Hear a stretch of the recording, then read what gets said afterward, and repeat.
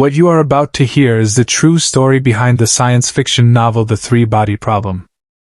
Chapter 1: A Mysterious Poisoning. In the winter of 2020, a hospital in Shanghai admitted a patient with a baffling array of symptoms. Toxicology screens revealed at least 5 different poisons in his system: tetrodotoxin, alpha-amanitin, and mercury, among others. It looked like a carefully calculated murder. The man fighting for his life on that hospital bed was Lin. He had built a gaming empire from nothing, Yuzu, once valued at nearly $3 billion. In 2014, at just 33 years old, Lin took Yuzu public on China's A-share market, making it the country's first listed gaming stock. His personal net worth soared past $900 million. Yuzu's hit games, Legend of the Three Kingdoms, The Lost Tomb, Game of Thrones, Winter is Coming, and the Goddess Alliance series, reached nearly 1 billion users across more than 200 countries and regions. But Lin had a bigger ambition. Long before Chinese science fiction had truly arrived on the global stage, he had acquired the exclusive commercial development rights to The Three-Body Problem. And just 3 months earlier, he had stood in the global spotlight, across from Netflix, the studio behind House of Cards and Stranger Things. Together, they announced a joint venture to produce an English-language adaptation of the trilogy. In that moment, Lin was the one who opened the door for Chinese sci-fi to go global. But fate writes scripts far crueler than any novel. No one could have imagined that triumphant press conference would be his final public appearance. Just 3 months later, he was in the ICU, hooked up to machines. On December 25, 2020, Christmas Day, 9 days after his admission, Lin's life came to an abrupt end. The forensic report confirmed the cause of death, a lethal combination of tetrodotoxin and alpha-amanitin, which had shut down his vital organs one by one. Chapter 2: Reality More Brutal Than Fiction. When the police closed in on a suspect, no one could believe the name, Su. What made it even more chilling was that this wasn't a crime of passion. It was a meticulously planned operation that had been 6 months in the making, driven by disputes over profits, control, and deep-seated resentment. Su had been Lin's most trusted professional partner.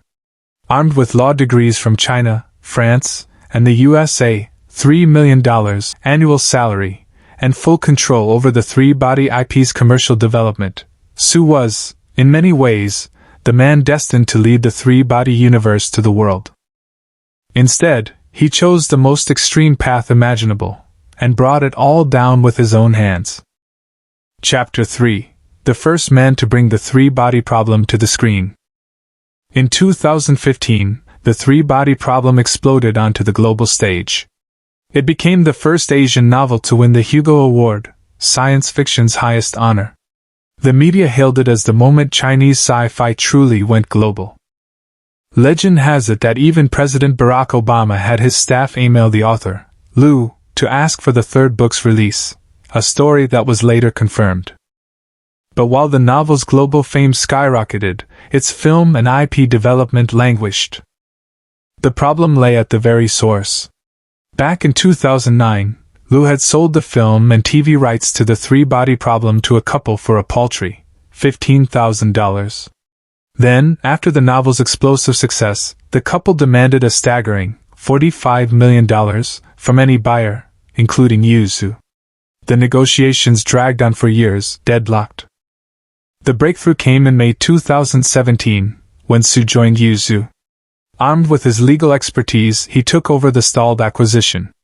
Instead of haggling over price, he went after the original contract between the couple and Lu, combing through every clause, hunting for loopholes, and restructuring the deal. After more than half a year of intense back and forth, he closed the acquisition at $18 million, securing the complete Three-Body IP.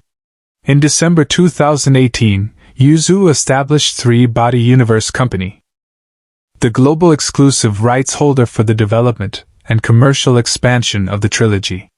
In recognition of his pivotal role in the acquisition, Su was appointed CEO of Three-Body Universe, tasked with spearheading the IP's future development. before Lin and Sue now lay a sci-fi empire worth billions. At the time, everyone assumed that these two men, both born in the same year, 1981, would join forces to take the Three-Body franchise to the pinnacle of the world stage. Chapter 4: The Fracture. But just 2 years later, Lin lay dying from the very poison Sue had administered. So what drove this once trusted, highly compensated CEO to turn on the man who had given him his big break? The story starts at the beginning. Sue earned his undergraduate law degree in China, then went on to earn master's degrees from Paul Cézanne University in France and the University of Michigan Law School in the U.S. From September 2008 to March 2010, he worked as an attorney at Dewey & LeBoeuf's Hong Kong office. He then joined Fosun Group and within 5 years became its international legal head, leading a team of 12 lawyers. In 1 year, his team closed 30-plus deals valued at over $14.2 billion, including Fidelidade, $1.4 billion, and One Chase Manhattan Plaza, $725 million. This earned them the Asia In-House Team of the Year at the ALB Asian Legal Awards. It was this impressive resume that caught Lin's attention. At the time, Lin couldn't have trusted him more, or been more generous. But once Sue took the helm at Three-Body Universe, results fell short. The company's financials were lackluster, and IP development dragged. The two men grew increasingly divided over strategy. More critically, Sue wanted an equity stake in the company, and Lin refused. Resentment festered. The relationship cooled. Lin's desire to replace Sue became harder to hide. He had the vice president bypass Sue and report directly to him, a public emasculation. Meanwhile, Sue's salary was reportedly slashed from $3 million to as low as $600,000, some rumors even said $75,000. In 2020, Yuzu Group demanded the return of Three-Body Universe's corporate seal and U-keys. Sue refused outright. It was the breaking point. On September 1, 2020, Three-Body Universe and Netflix jointly announced their English-language series adaptation. But Sue's name was conspicuously absent from the list of core creative leads. As CEO of the very company that owned the IP, being excluded from its flagship project was a public humiliation. Lin already had Sue's replacement in mind. And in the shadows, a deadly plot was already 6 months in the making. Chapter 5: The Real-Life Breaking Bad. In May 2020, Sue began searching for terms like colorless, odorless lethal poison, and just a few milligrams can kill. He downloaded academic papers on tetrodotoxin, amatoxins, and organic mercury poisoning. He complained to his wife about a disgusting boss, and said he was thinking about doing something very dangerous. That same month, he rented a warehouse to begin his preparations. Sue forged seals from a university and a biotech firm, then used those fake credentials to order massive quantities of poisons from various suppliers: tetrodotoxin, alpha-amanitin, organic mercury, paraquat, spending hundreds of thousands of RMB. Before using them on humans, he tested the lethal doses on pets, cats and dogs, to make sure they were potent enough and hard to detect. Surveillance footage from September to December 2020 shows Sue sneaking into the vice president's office and the office of Zhao, Lin's chosen replacement for Sue, photographing capsule coffee, whiskey, hangover remedies, boxed milk, and bottled water. Sue recommended a probiotic called Bifkin. Lin's assistant then bought the product, 10 boxes of 30 capsules each. Sue swapped several capsules with lethal doses, turning the daily routine into a twisted game of Russian roulette. Lin took one every day, and sooner or later, he would consume one of the poison pills. Sue's targets were 3, Lin, the vice president, and Zhao, the man Lin had tapped to replace him. But the fallout spread further. The vice president's wife and a client also tested positive for high levels of organic mercury in their blood. While Lin was hospitalized, Sue proposed forming a management and supervisory committee, volunteering to lead it himself. When arrested, he was carrying 4 vials of poison. Even in detention, He tried to bribe a cellmate into faking an injury so he could save him and claim a commutation, dodging the death penalty. Epilogue: Stars and Dust. In January 2023, the Chinese TV adaptation of The Three-Body Problem premiered on video. 2 months later, Netflix's English-language version dropped worldwide. Lin never lived to see either premiere. In March 2024, Su was sentenced to death.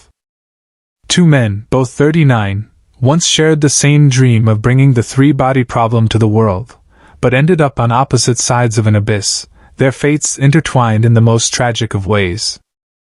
After Lin's death, his 23.99% stake in Yuzu was inherited by his 3 minor children. Their legal guardian mother transferred 11.72% of that stake to outside investors in 2023. The sci-fi empire, once valued at billions, slowly dispersed through the machinery of capital.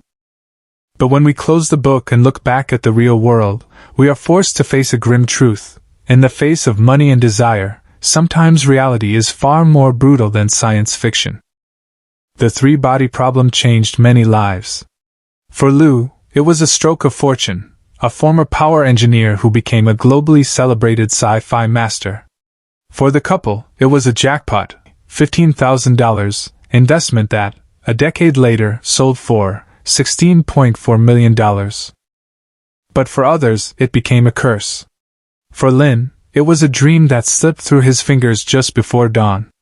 For Su, it led straight to death row. In memory of the dreamer who tried to take Chinese sci-fi to the world.